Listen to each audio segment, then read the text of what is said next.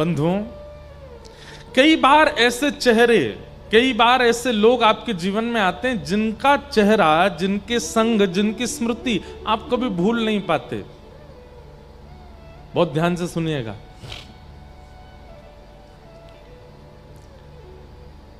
और उनका दर्शन, उनका स्मरण, उनका संग आपके चित्त में विकार उत्पन्न नहीं करता है, बल्कि जो विकार है उनको नष्ट करता है। ऐसा मुख जिनका है, ऐसा संग जिनका है, समझ लेना या तो वो ठाकुर जी हैं या ठाकुर जी का कोई अंश है।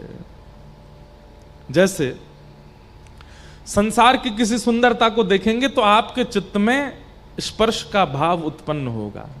संसार की किसी सुंदरता को देखकर के आपके चित्त में काम उत्पन्न हो सकता है। संसार के किसी रूप को देखकर के आपके चित्त में अन्य अन्य भाव उत्पन्न हो सकते हैं। पर ऐसा कोई रूप आपके सामने आए जिससे काम उत्पन्न ना हो, स्पर्श की भावना भी उत्पन्न ना हो, पर ऐसे ही देखत रहूं तुम्हें जन्म सफल कर मानूं, मेरे नेत्र पलक झपके ना और मैं इनको देखता रहूं। ऐसा कोई स्वरूप यदि सामने आवे जिससे विकार उत्पन्न ना हो रहे हों, निश्चित है कि वो कोई भगवदीय होगा जिसको देख करके आप स्थिर हो जाओ। समझ जाना, या तो वो ठाकुर जी ही हैं या ठाकुर जी को कोई व्यक्ति है। भक्तिमती मीराबाई इतनी सुंदर थी, इतनी सुंदर थी कि उनकी सुंदरता का वर्णन उस काल के सब लोग करते हैं तो ऐसा लगता है कि मानो बड़ी बड़ी उर्वशी जैसी अप्सराएं भी फीकी हैं। पर अप्सराओं से मीराबाई की तुलना करना एक प्रकार का अपराध है। क्यों? क्योंकि मीराबाई का स्वरूप कैसा है। कई बार ऐसा हुआ, बहुत ध्यान से सुनना, कि मीराबाई के स्वरूप की चर्चा आसपास के क्षेत्रों में जाती थी तो मन चले लोग सत्संग में आते थे। मन चले लोग सत्संग में आते थे उनको देखने के लिए कि हम देखें तो सही मीराबाई है कैसी। भेष बदल करके आते थे, साधक बन करके आते थे, पर जब आके सत्संग में बैठते थे और जैसे ही मीराबाई आकर के पद गाना शुरू करती थी, आया तो था देखने पर नेत्र बंद हो जाते हैं। और देखने आया था मीराबाई को, अब देखने लगता है गिरधर लाल जी को, अब देखने लगता है श्याम सुंदर को, अब देखने लगता है मदन मोहन को। कई ऐसे प्रसंग आते हैं कि कई मनचले लोग आए मीराबाई के यहां और सत्संग सुनकर के वो मन परिवर्तित हो गया। इसका मतलब क्या है? कई बार आपका भजन, बहुत ध्यान से सुनिए सब लोग, कई बार आपका भजन आपकी उपस्थिति से कितने लोगों का हृदय परिवर्तित हो रहा है, इससे पता चलता है कि आपका भजन लाभकारी है कि नहीं।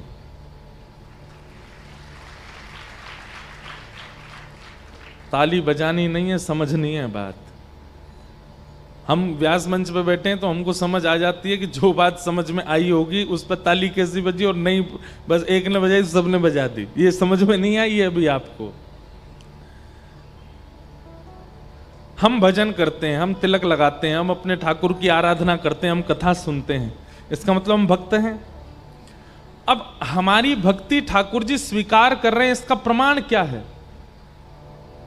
आप जब किसी सभा में जाओगे, उस सभा में 4 लोगों के चित्त में यदि केवल आपकी उपस्थिति से परिवर्तन हो रहा है, केवल आपकी उपस्थिति से उसका चित्त मलिन जो है वो नष्ट हो रहा है, तो समझ जाओ आपका जो भजन है वो ठाकुर जी स्वीकार कर रहे हैं, क्योंकि आपकी उपस्थिति से परिवर्तन है।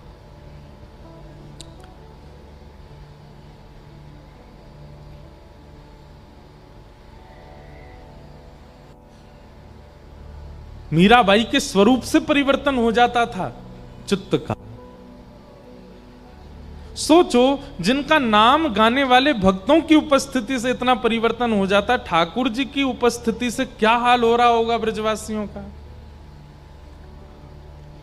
1 वर्ष तक महाराज जी हमारे ब्रज में ऐसा भाव है कि ठाकुर जी की जो छठी, बालक की छठी पूछते हैं, आपके महाराष्ट्र में पूछते हैं कि नहीं, 6 दिन का जब बालक हो जाता है तो उसकी छठी पूजी जाती है, छठी की पूजा होती है। हमारे ठाकुर जी का छठी पूजन हुआ जब ठाकुर जी 1 वर्ष के हैवे में 1 दिन कम रह गए। 6 दिन में ठाकुर जी की छठी नहीं पूजी है। 1 वर्ष की जन्माष्टमी हैवे से 1 दिन पहले, मतलब भादों की सप्तमी को ठाकुर जी की छठी पूजी है। क्यों? बोले इतना उत्सव मनाया कि यशोदा मैया भूल गई कि लाला की छठी पूजनी है। जैसे ही लाला 1 साल को हेन लगो तब कोई ने याद दिलाई, मैया लाला की छठी तो पूज दो।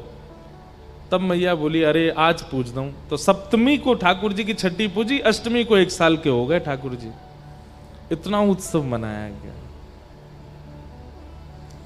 सब ब्रजवासी नाच रहे हैं, गा रहे हैं। बड़े भाग ते यशोदा मैया ऐसो सुत तन जायो। बड़े भाग ते यशोदा मैया ऐसो सुत तन जायो। ओ बड़े भाग ते यशोदा मैया ऐसो सुत तन जायो। बड़े भाग ते यशोदा मैया ऐसो सुत तन जायो। ओ पूर्ण ब्रह्म जगत को स्वामी सोते ने गोद खिलायो। पूर्ण ब्रह्म जगत को स्वामी सोते ने गोद खिलायो। पूर्ण ब्रह्म जगत को स्वामी सोते ने गोद खिलायो। पूर्ण ब्रह्म जगत को स्वामी सोते ने गोद खिलायो। अरे आकू मगवा दे पलनवा तेरो ललना। आकू मगवा दे पलनवा तेरो ललना। अरे युग युग जी मेरी यशोदा मैया तेरो ललना। जुग जुग जी मेरी यशोदा मैया तेरो ललना। अरे हाँ तेरो ललना नंद रानी तेरो ललना। तेरो ललना यशोदा तेरो ललना। ओ तेरो ललना महारानी तेरो ललना। तेरो ललना महारानी भुजा उठा के गाओ। ललना। अरे युग युग जीवे नी यशोदा मैया तेरो ललना। जुग जी मेरी यशोदा मैया तेरो ललना। हाँ जुग जुग जीवे नी नंद रानी मैया तेरो ललना। जुग जुग जी मेरी नंद रानी मैया श्री राधा रमण लाल की। जय हो।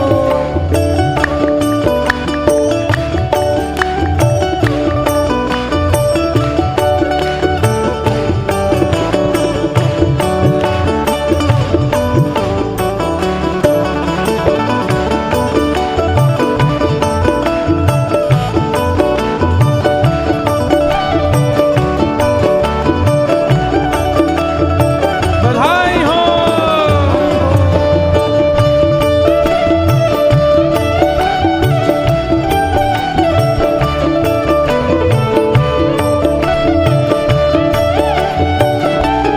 और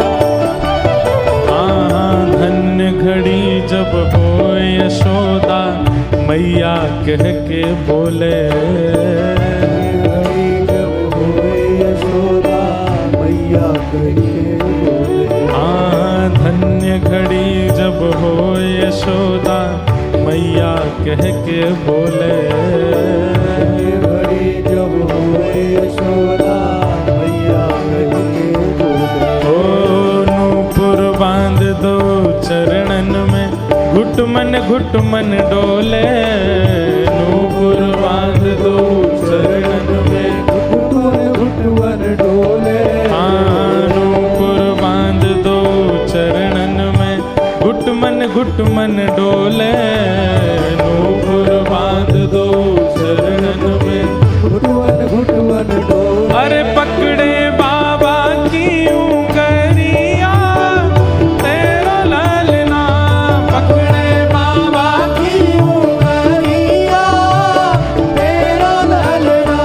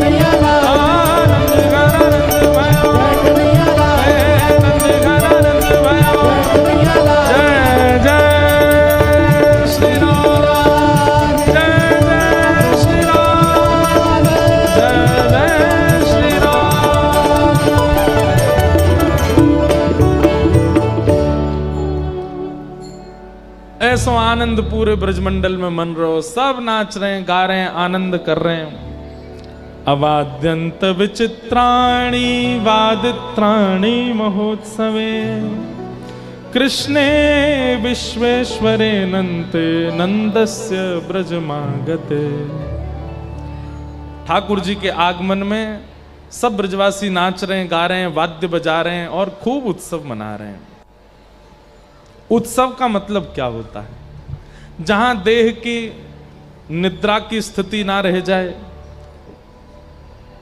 जहां पर भोजन पाने का भी स्मरण ना रहे, जहां पर अपने तन की सुध ना रहे, वस्त्रों की सुध ना रहे, और फिर भी नाच रहे हैं, गा रहे हैं और बस प्रसन्न मुद्रा में उछल रहे हैं, वही तो उत्सव है।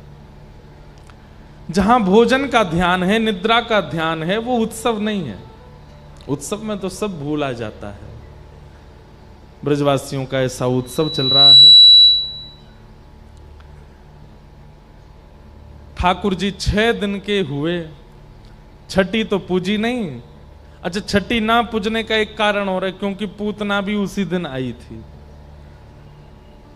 सब लोग ब्रजवासी लाला बचावे में लगे, तो छठी कैसे पूजते?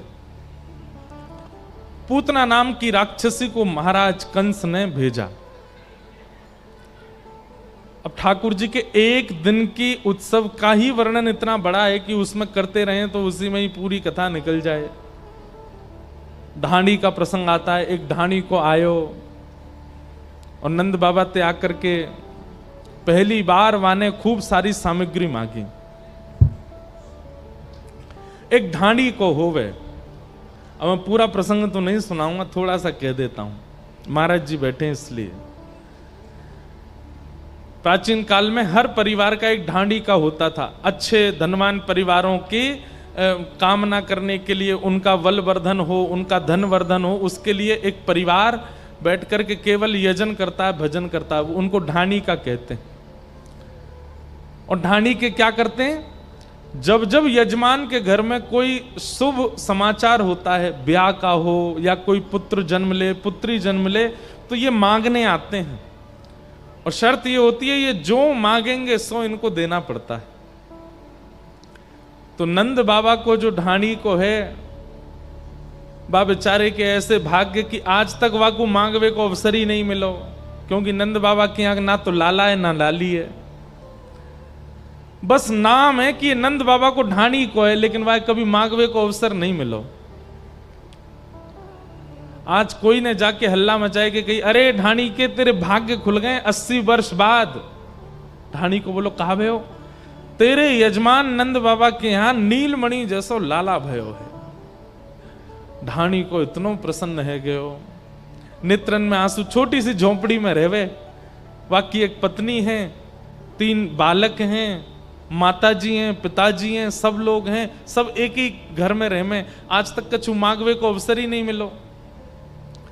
लेकिन आज लाला की हैवे की खुशी में ढांडी के ने अपनी कमर कस ली और महाराज नेत्रन से आंसू गिर रहे हैं और प्रसन्न मुद्रा में कह रहा हूं, आज तो नंद बाबा के लाला को गोद में खिलाऊंगो, खूब नाचूंगो और फिर जी भर के मांग के आऊंगो। 80 साल जितनी मैंने प्रतीक्षा करी सब मांगूंगो नंद बाबा ते।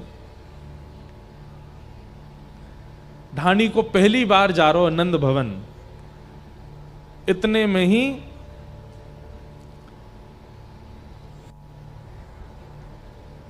वाके घर वाले ने कछु कछु अपने मन की सामग्री मांगी।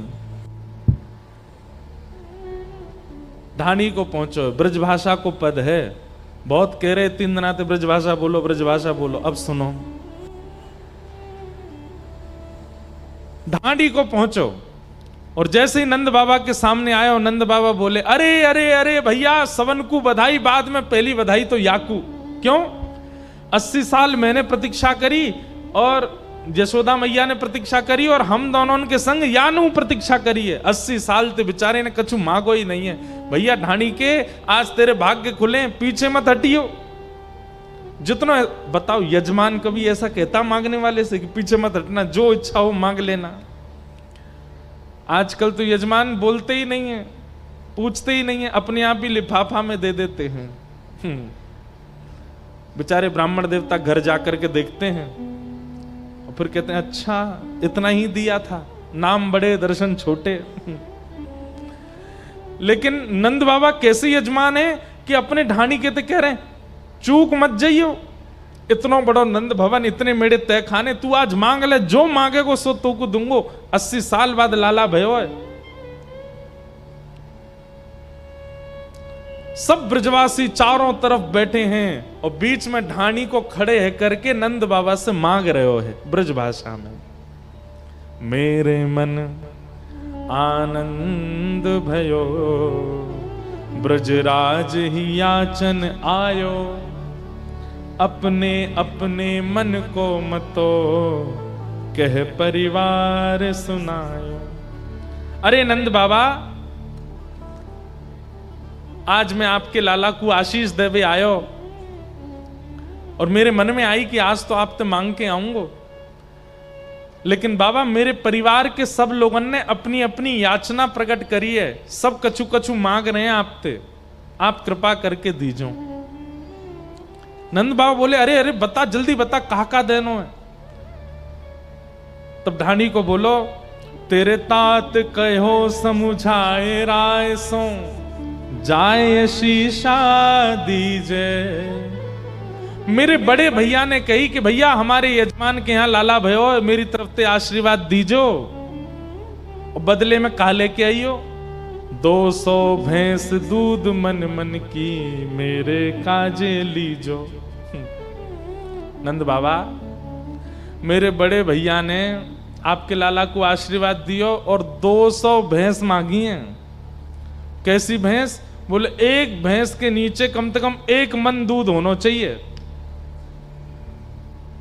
नंद बाबा बोले अरे ढाणी के एक बात बता। बोले हाँ, तेरी उम्र कितनी? बाबा मैं है को 90 को, और तेरो बड़ो भैया कितने साल को? बोले बड़े भैया होंगे 110 साल के। बोले तेरो बड़ो भैया 110 साल को, 200 भैंसन को दूध पीवेगो? शमशान में लकड़ी बाट निहार रही है बाकी, 200 भैंस चाहिए। और भैया हम तो नैष्ठिक सबरे वैष्णव हैं, हमारे घर भैंस ना हो, मैं हम तो गैयान की सेवा करें, और भैंस कहां से लेके आवेंगे तेरे काजे? अब बाबा मैं तो जिद ना कर रहा हूं कि मुझे दो, मैं तो बस बता रहा हूं मेरे घर के ने कहां मांगो है। मुनीम जी लिखो 200 भैंस कहीं से मंगवा के भिजवाओ या के यहां, और ऐसी वैसी भैंस नहीं, एक एक मन दूध हो जिनके थनन में, महंगी वाली 200 भैंस। और बता और क्या चाहिए?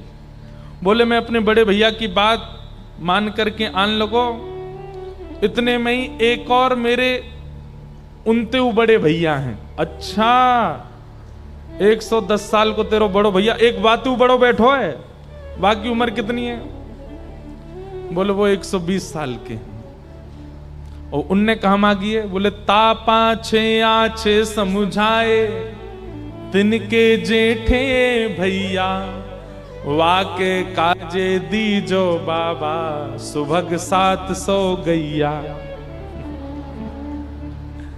200 भैंस बड़े भैया को और उनते बड़े भैया को 700 गैया।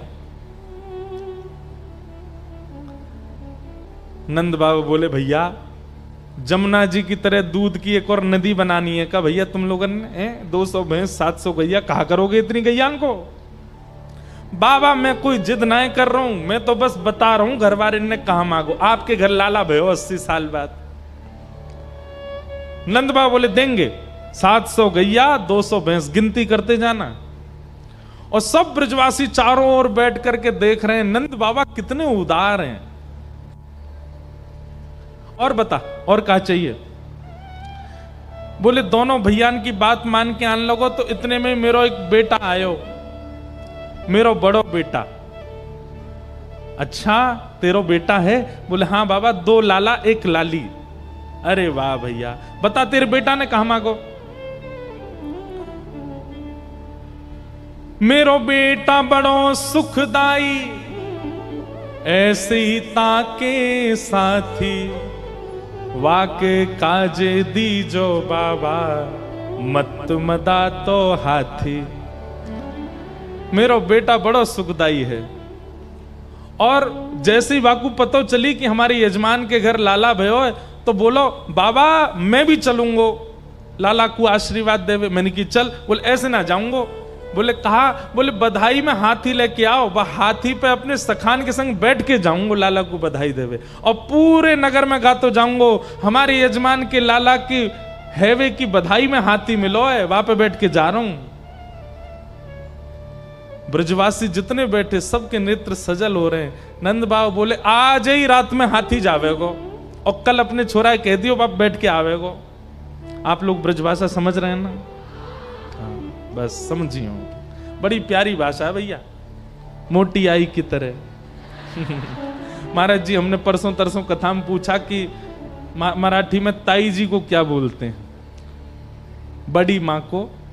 तो यहाँ सब लोग बोले मोटी आई, और हमारे मुंह से निकल गया मोटी आई। आज तो सुबह मिलने का क्रम था ना, 11 से 1 बजे तक बहुत सारे लोग मिलने आए थे। तो एक ने तो फोटो ही एक खिंचा, मैं मोटी आई हूं। मैंने कहा आओ मोटी आई, फोटो खिंचा।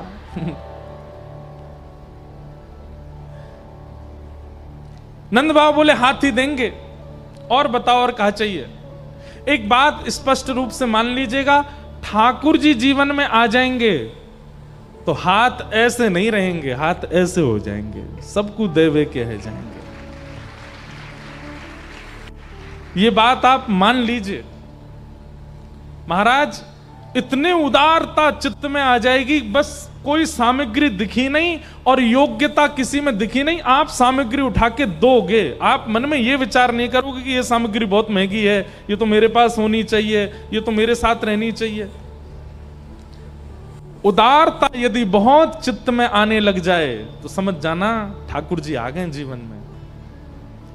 नंद बाबा बोले देंगे। सब लोग इधर देखो, इधर देखो, कथा सुनो। ये प्रसंग मैं सुनाता नहीं हूं, बहुत कम सुनाता हूं, बहुत साल बाद कह रहा हूं। आज महाराज जी बैठे इसलिए सुना रहा हूं, इसलिए सुन लो।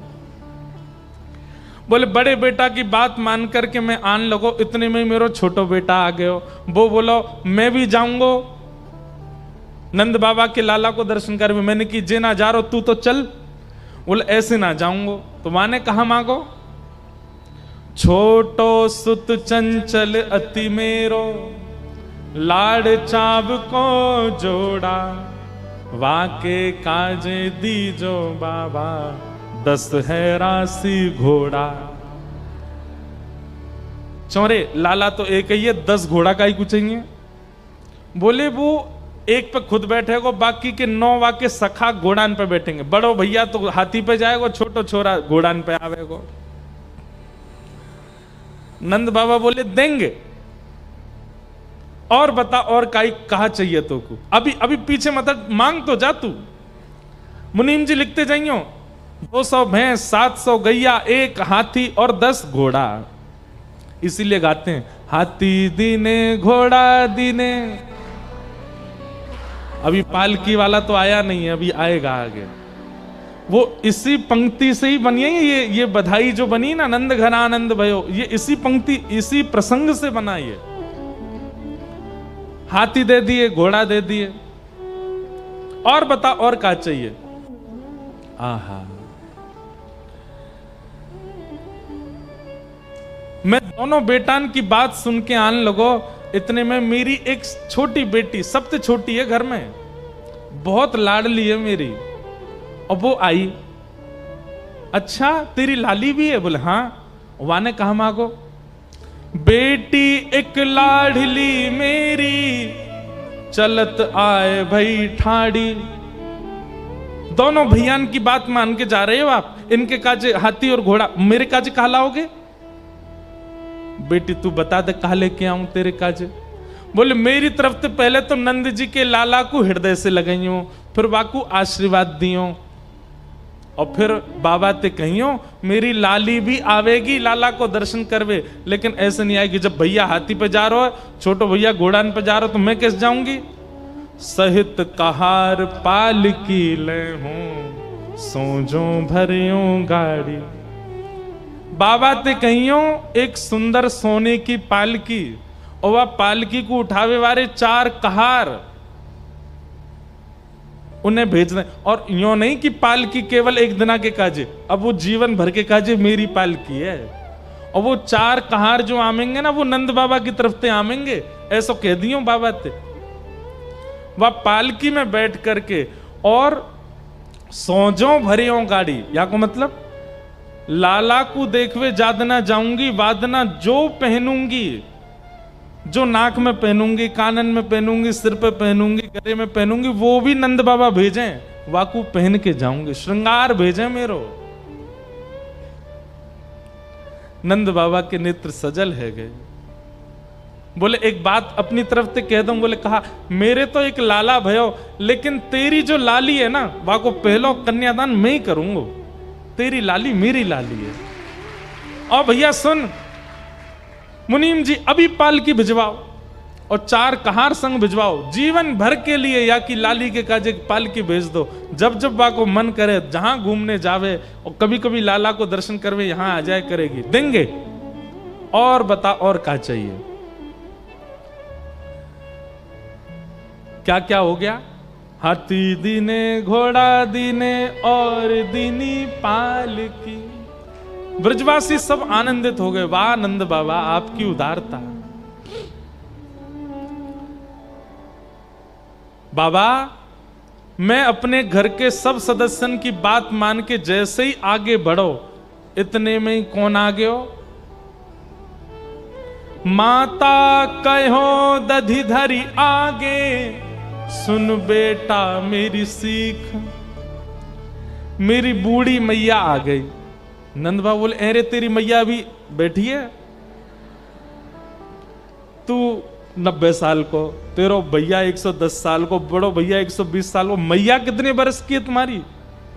200 पार रह गई है। बोला वो बैठी है। अच्छा द्वापर में लोगों की उम्र बड़ी होती थी ना, बाबा 200 वर्ष की है गई, एक भी दांत नहीं है उनके। नंद बाबा बोले अच्छा कहा चाहिए, वाक्य काज कहा दूं, जल्दी बता। बोले मेरी मैया ने कही ऐसो दान मांगियो नंदसो, हम बहुरी न मांगे भीख। इतनो दान मांग के आइयो नंद बाबा ते कि जीवन भर फिर कहीं मांगनो ही नहीं पड़े, इतनो मांग के आइयो। आहा नंद बाबा प्रसन्न हो गए। बोले भैया घर को कोई सदस्य रह तो ना गया, तेरो बड़ो भैया है गयो, छोटो भैया है गयो, दोनों बालक है गए, लाली है गई, मैया है गई। सब लोग इधर देखो, सावधानी से सुनो।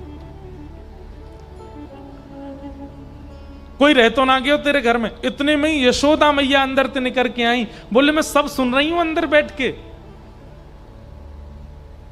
भैया की बता दे, बेटान की बता दे, बेटी की बता दे, मैया की बता दी, एक तो रह गई अभी। ढाणी को बोलो कौन? बोले तेरी पत्नी। अपनी पत्नी की ना बतावे को, माने कहा मांगो? अरे ढाणी के तेरी ढाणिन ने कहा मांगो है, ने बता तो सही। और जब तक वाकई नहीं बताएगो कछु नहीं मिलेगो तो को। ढाणी के नेत्र सजल हो गए और ढाणी को बोलो मैं सबकी बात मान करके जैसे ही आयो तो एकांत में मेरी पत्नी पकड़ के मुंह को कमरा में ले गई और मुझसे कहा बोली, तब बोली मेरी घरवारी नीके नीके जइयो। मेरी घरवारी ने मुंह को बैठा के मुझसे कही, मैं इतनी देर से सुन रही हूं, कोई भैंस मांग रो, कोई गैया मांग रो, कोई हाथी मांग रो, कोई घोड़ा मांग रो, कोई पालकी मांग रो, कोई सोने से भरी गाड़ी मांग रो। और मैया तो यूं कह रही है इतना मांग के आई हो कि कभी मांगना ही नहीं पड़े। अरे नंद बाबा के लाला भयो है, कोई कुबेर को खजानो नहीं खुल गयो कि हम मांग लामे सब कछु उनते। नंद बाबा यदि प्रसन्न है करके एक तुलसी पत्र भी हाथ में दे देना तो वाकू सिर से लगा के आई है। थोड़ो दें बहुत कर मानो, पर लाज राख घर आइयो। हमारी लाज रख के आइयो। इतनी मांगवे की आवश्यकता नहीं है नंद बाबा से। आहा, ढाणिके ने जब अपनी पत्नी की बात बताई, वहां बैठे जितने ब्रजवासी सबके नेत्र सजल हो गए। बाबा, मैंने सबन की बात बताई दी, लेकिन मेरो भी मन यही है कि आप जो राजी है करके दोगे, वो इतनों से भी दोगे, वाकु सिर से लगा के लेके जाऊंगा, और कुछ नहीं चाहिए। मेरी पत्नी ने ऐसा मांगे। यह सुन हसे नंद ढाणिके, तेने अल्प मनोरथ कीन्हे, जो कुछ कहो सुनो काहू सो, दूनो दूनो देहो। नंद बाबा ने तुरंत ढाणिके को हृदय से लगाया और नेत्र सजल है गए, हंसने लगे और हंस के बोले, अरे ढाणिके, तेने इतने मनोरथ किए हैं। मुनीम जी? बोले हाँ। लिख लियो सब? कहा का बताया? बोले हाँ। अब सब जितनी सामग्री लिखी है, जितनी वस्तु लिखी है, सब दुगनी दुगनी करके याके घर भिजवाए दो।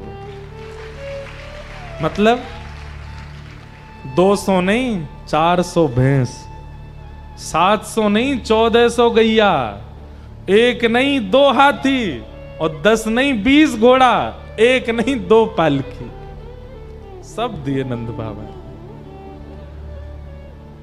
और जैसे ही ये दान भयो नंद बाबा के यहाँ थे, सब ब्रजवासी जय जयकार करने लगे, बोल नंद के लाला की। ऐसी रूखी जय तो खैर नहीं करी होगी सबन ने, जोर की करी होगी, लेकिन एक बार और करो, बोल नंद के लाला की।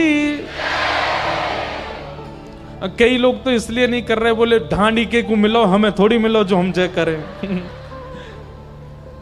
लेकिन भैया, ये नंदोत्सव, अब ज्ञान वैराग्य हाथ जोड़ के बाहर खड़े हैं, अब तो केवल ये प्रेम की कथा चलेगी।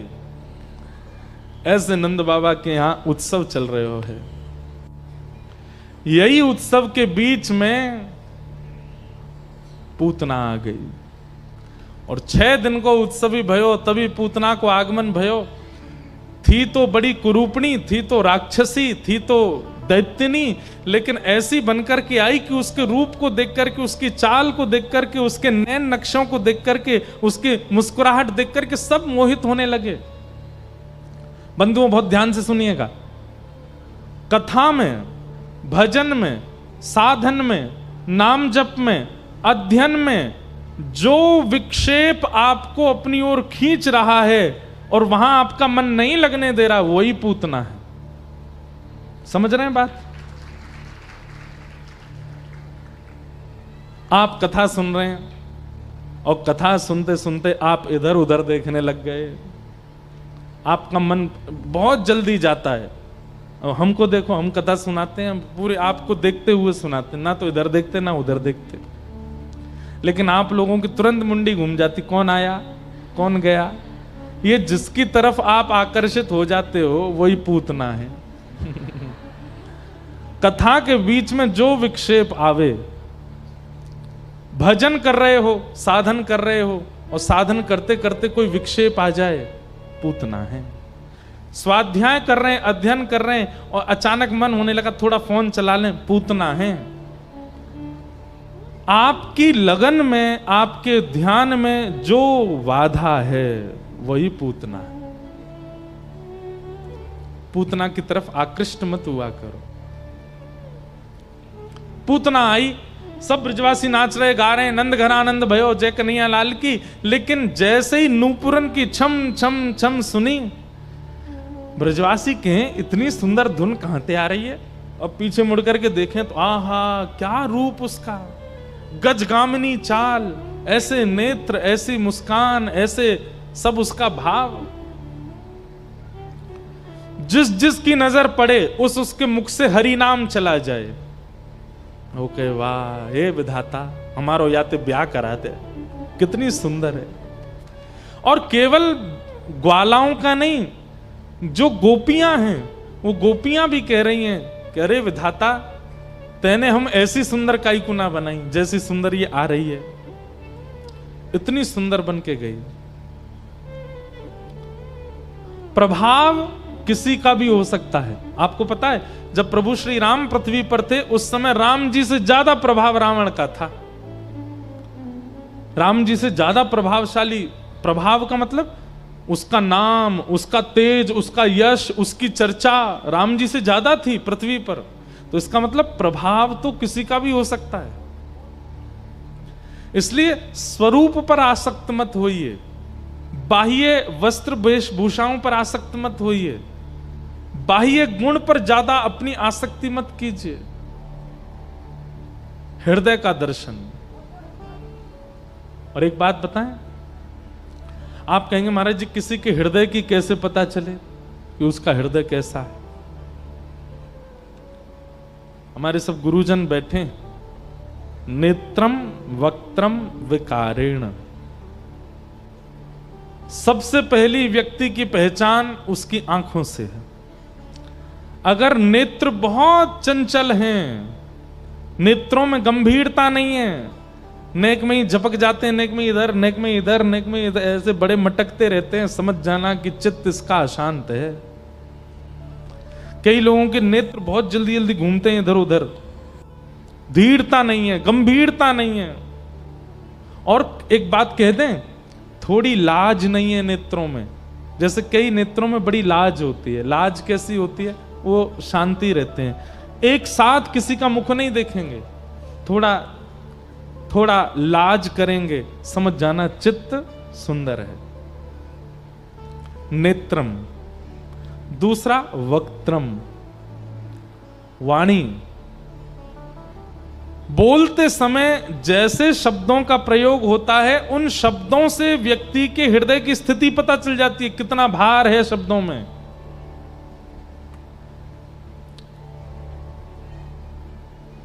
वक्त्रम। और तीसरा है विकारेण। आपकी बैठने की पद्धति, आपकी लेटने की पद्धति, आपकी भोजन करने की पद्धति, इन सब पद्धतियों से भी पता चलता है कि आप कैसे हो। कई लोग सुख आसन में बैठ नहीं पाते, बैठेंगे तो कथा भी सुनेंगे ऐसे, कभी ऐसे कभी ऐसे। कई लोग तो व्यासपीठ की तरफ ही पांव पसार लेते हैं और बैठे बैठे सुनते रहे, पैर और हिलाते रहेंगे ऐसे।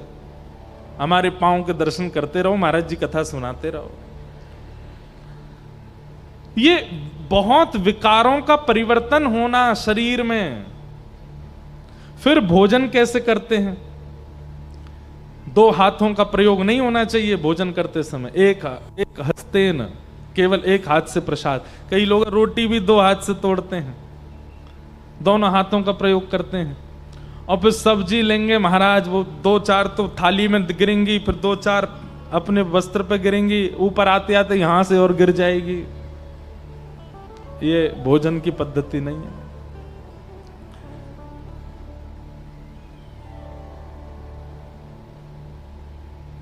इनसे पता चलता है कि व्यक्ति कैसा है। फिर सोने की पद्धति। एक आसन में सोते हैं, सीधा सोते हैं, इस तरफ मुख करके सोते हैं, लेकिन सो कैसे रहे? पूरे बिस्तर पे महाराज पूरी घड़ी बन गई है, ऊपर से नीचे ऐसे डोलते हैं, यहां पाम धरो, यहां हाथ धरो, पट पड़ गए पट। ये भी बताता है कि व्यक्ति का हृदय। फिर सोफा पे कुर्सी पे बैठते कैसे हैं? कई लोग सीधे जाके बैठ गए शांत, बहुत देर तक एक ही तरीके से बैठे, तो समझो उसका चित्त शांत है। लेकिन सोफा पे बैठे 15 मिनट बाद फिर नेक खिसक गए, 15 मिनट बाद नेक ऐसे है गए, फिर एक पांव ऊपर कर लिया ऐसे। ये बहुत परिवर्तन होना, एक स्थिति में ना रहना, ये बताता है कि व्यक्ति का हृदय स्थिर नहीं है।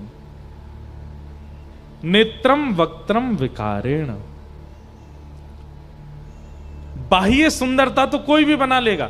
और एक और बात कहें, इस कथा को सुनने के बाद कई लोग हो सकता है कि फिर कुछ दिन का आडंबर करें, नेत्र नीचे रखेंगे छुपा के, वाणी से शब्द वही बोलेंगे जो महाराज जी कथा में बोल रहे थे, बैठेंगे उठेंगे भी बिल्कुल अदब से, लेकिन वो लंबे समय तक ये निभा नहीं पाएंगे। थोड़ी देर में उनका ये आडंबर नष्ट होगा। नेत्रम वक्त्रम विकारेण। समझ जाओ कि वो व्यक्ति पूतना है, बाहर से दिखा कुछ रहा है, भीतर से है कुछ और। पूतना आई, सब लोग पूतना पर मोहित हो गए। भगवान के पास जैसी पहुंची पलना के पास, यशोदा मैया बोली, अरे बड़ी सुंदर है जे, तो मैं अपने लाला को ब्याह करा देती आते अगर ये कुछ दिना बाद जन्म लेती तो, ऐसी सुंदर। यशोदा मैया भी उसके रूप पर मोहित हुई और लाला बिना विचार किए गोद में दे दिए। अरे बहन कहाँ से आई हो, बातचीत हुई। यशोदा मैया को कुछ सखियां बुला ले गई तो मैया तो बाहर चली गई, पूतना ने ठाकुर जी अपने गोद में लिए। मैं एक बात कहा करता हूं, सब पूतना पर मोहित हो गए, पर जिसको मोहित होना चाहिए वो नहीं हुआ। आपसे आपका पड़ोसी रीझ गया, आपसे आपके नगरवासी रीझ गए, आपसे आपका प्रधानमंत्री रीझ गया, आपका राष्ट्रपति रीझ गया, पर जिसको रीझना चाहिए वो नहीं रीझा, तो चाहे कितने भी आपके पक्षधर हों।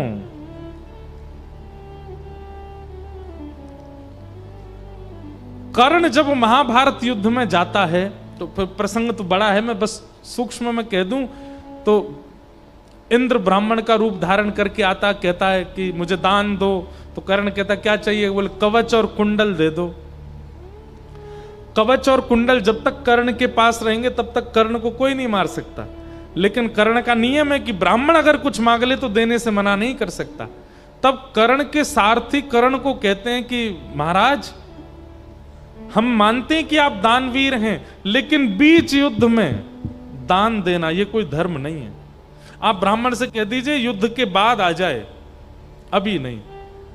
तब कर्ण एक बहुत अच्छी बात कहते हैं, अपने सारथी से कहते हैं, बोले मैं कब तक बचूं, मेरे पक्ष में दुर्योधन है, दुशासन है, भीष्म पितामह है, कृपाचार्य हैं, सब हैं, पर मेरे विपक्ष में पूरे ब्रह्मांड का नायक खड़ा है, मैं कब तक बचूंगा। ये कवच कुंडल मेरी रक्षा कब तक करेंगे। अरे मानव रूठा हो तो मनाया जा सकता है, राजा रूठा हो तो मनाया जा सकता है, महाराजा रूठा हो तो मनाया जा सकता है, पर यहां तो देव रूठा है, इसको कैसे मनाऊं, कब तक बचाऊं। और तुरंत अपने कुंडल कवच निकाल करके दान कर दिए। कर्ण की इस बात से क्या समझे, भगवान रूठे हुए हैं तो मेरे पक्ष में चाहे जितने लोग हों, मेरा नाश तो निश्चित है। पूतना की स्थिति ऐसी है, पूतना के सब भले ही मोहित हो गए पूतना से, लेकिन ठाकुर जी नहीं रीझे। रावण के काल में भी तो यही था। रावण के काल में नारद जी कहते हैं, मैं भी अपने वीणा पर रावण रावण रावण रावण कीर्तन करता था कभी कभी, इतना उसका भय था। महादेव तो स्वयं कैलाश से चल करके जाते थे लंका अपनी आराधना करवाने। महादेव उसके पक्ष में, ब्रह्मा जी के तो वंश में ही जन्म हुआ है रावण का, ब्रह्मा जी के पुत्र का पुत्र है रावण। ब्रह्मा जी पक्ष में है, शंकर जी पक्ष में है, इंद्र पक्ष में है, सब पक्ष में, कुबेर पक्ष में है, लेकिन नारायण पक्ष में नहीं थे, तो कोई नहीं बचा पाया रावण को। इसलिए भैया, और तो रूठे भले रूठे, पर तुम जन रूठो मालाधारी। और भले ही रूठ जाए मुझसे, भैया रूठ जाए, बहन रूठ जाए, पत्नी रूठ जाए, ससुर जी रूठ जाए, नाती रूठ जाए, पुत्र रूठ जाए, सब रूठ जाए चलेगा, पर हे नाथ आप कभी मत रूठना, आप मुझसे मत रूठना। हे मेरे पंडरी नाथ, आप मुझसे कभी रूठना मत।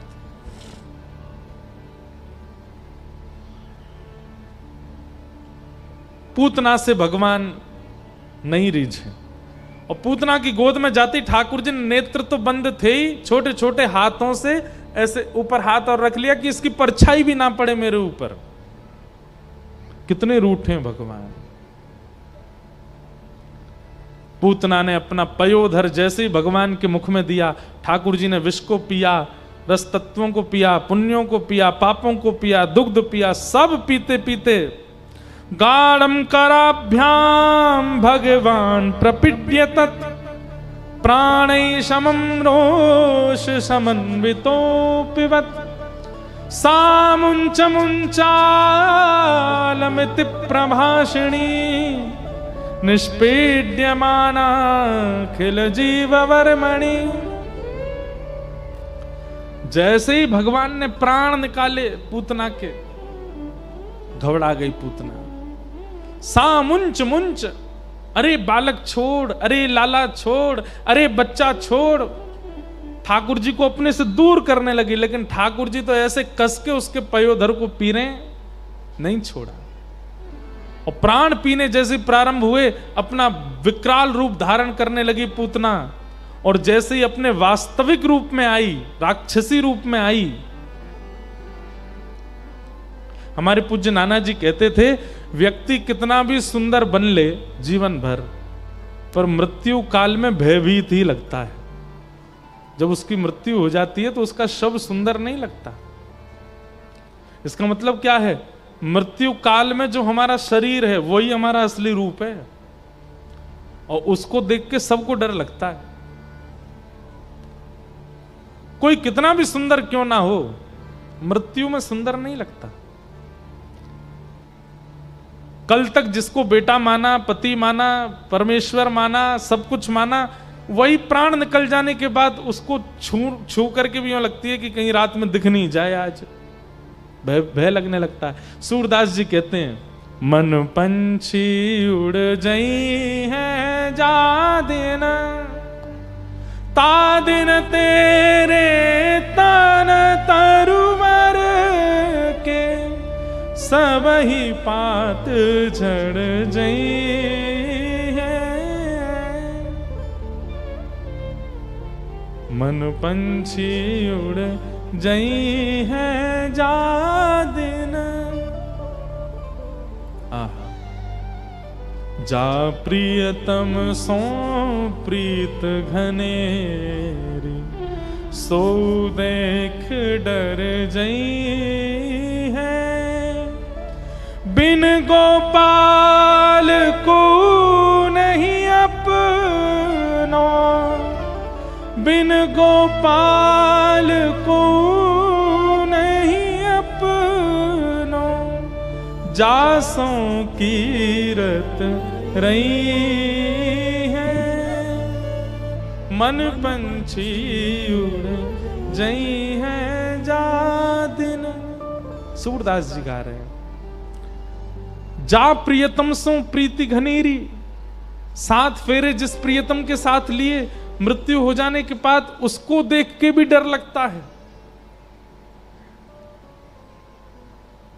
भगवान करे सबका अविचल हो सुहाग, पर प्रियतम की मृत्यु हो जाने पर पत्नी इतनी व्याकुल हो जाती है, कहां चले गए मेरे प्राणनाथ, मेरे जीवननाथ, मेरे सर्वाधार, जीवनाधार। कहीं पति जाकर के यमराज से कहे, देखो मेरी पत्नी कितना रो रही है, आप मुझे क्यों ले आए? तो यमराज कहते हैं, एक काम कर, सुन, तेरे को 2 मिनट के लिए वापस भेज रहा हूं, जा।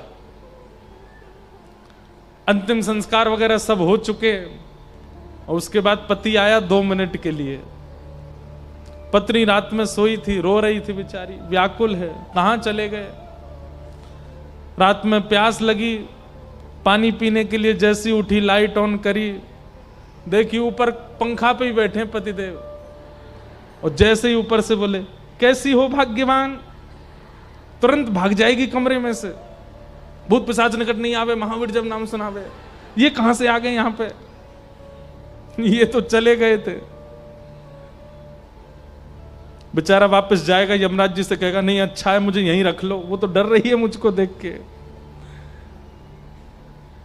व्यक्ति से हमारा संबंध भी तब तक श्रेष्ठ लगता है जब तक वो जीवित है। प्राण निकल जाने के बाद में अपने ही घर के लोग उसको घर के बाहर ही रखते हैं, भीतर नहीं लाते।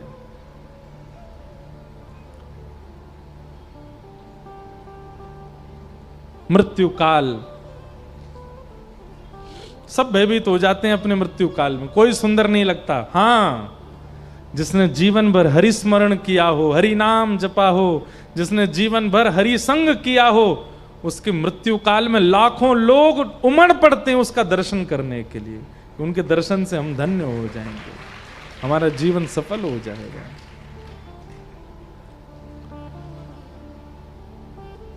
पूतना का वध भगवान ने कर दिया। विशाल पूतना धड़ाम से गिरी, सब जोर की आवाज हुई, ब्रजवासी दौड़ करके गए, ठाकुर जी को ढूंढा, नहीं मिले। तभी पूतना के ऊपर देखा तो छोटे से बाल गोपाल वहीं पौड़े आनंद कर रहे हैं। ब्रजवासी सब लेकर के ठाकुर जी को गौशाला गए। पूतना के अंग के टुकड़े टुकड़े करके चिता लगा करके अग्नि लगाई, मर गई थी।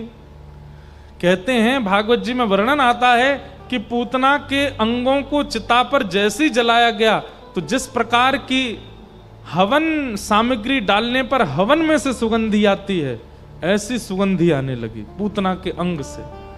ब्रजवासी सब आश्चर्यचकित हो गए, बोले ऐसा लग रहा है कोई प्रचंड यज्ञ हुआ हो और उस यज्ञ की सामग्री आहुतियों की सुगंधी से पूरा ब्रजमंडल आनंदित हो गया।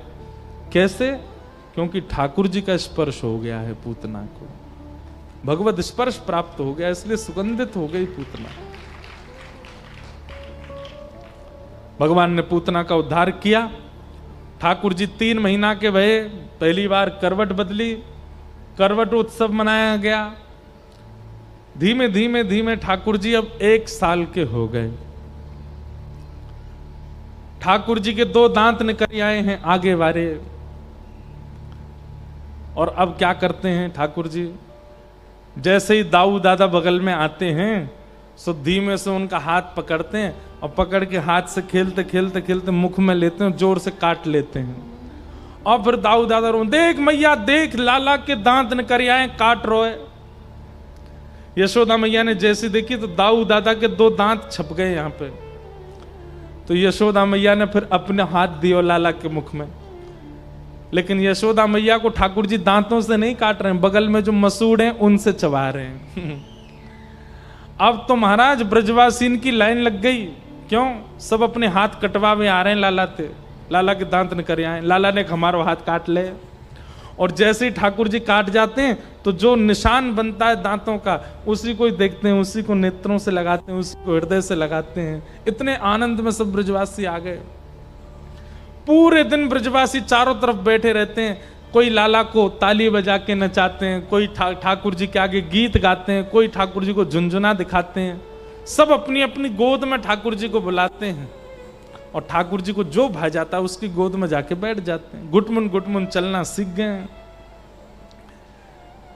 एक दिन यशोदा मैया को चिंता हो गई, मेरो लाला 1 बरस को हैगो लेकिन आज तक या को नामकरण ही ना भयो। नंद बाबा ते बोली, इतनो बड़ो हमारो लाला हैगो, या को नामकरण कब होएगो? अब देवी मैं हमारे कुल पुरोहित सांडिल्य मुनि से कह तो चुका हूं, आई ना रहे। तभी नंद बाबा को खबर पड़ी कि सांडिल्य मुनि तो नहीं आ पा रहे, पर हमारे वृंदावन में, हमारे गोकुल में श्री गर्गाचार्य जी आए हैं। हाँ, गर्ग ऋषि आए हैं, ज्योतिष के प्रणेता श्री गर्गाचार्य जी। नंद बाबा ने जाके गर्गाचार्य जी से कही, बाबा हमारे घर में 2 बालक हैं, एक 1 वर्ष को है और एक 2 वर्ष के आसपास को हैवे वारो है, आप दोनों को नामकरण कर दो। गर्गाचार्य जी बोले, हम आ तो जाएंगे लेकिन भैया पड़ोसी को भी खबर मत करना, तुम लोग छोटे छोटे उत्सव भी इतने बड़े बड़े रूप में मनाते हो, तभी राक्षसों का आगमन हो जाता है, नामकरण संस्कार थोड़ा गुप्त मनाना।